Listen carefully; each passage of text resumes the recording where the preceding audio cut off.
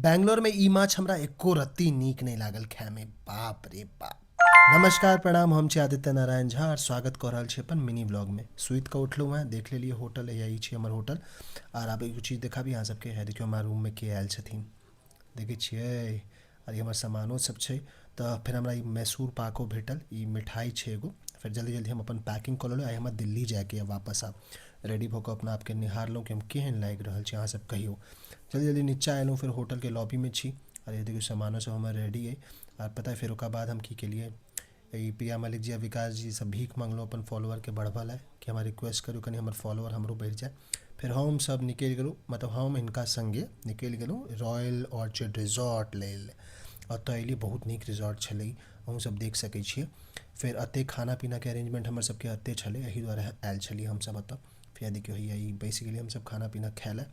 फिर आब एकरा बाद एगो माछ हमरा ई सर्व केलथि, बाप रे एकर माछ के हम अहाँके टेस्ट की बताबी।